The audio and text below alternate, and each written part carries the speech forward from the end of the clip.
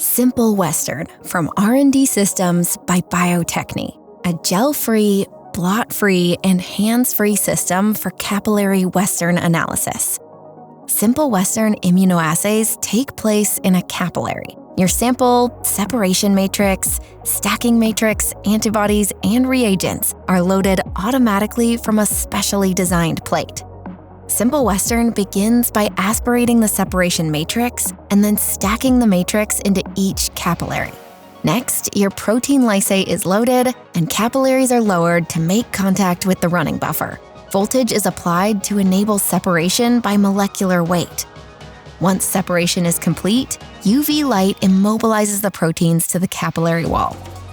With proteins immobilized and the matrix cleared from the capillary, the immunoprobing process starts. For chemiluminescent detection, samples are first incubated with the primary antibody, followed by a secondary HRP conjugate, and finally, chemiluminescent substrate. The chemiluminescent reaction is recorded by a CCD camera in a series of images over time.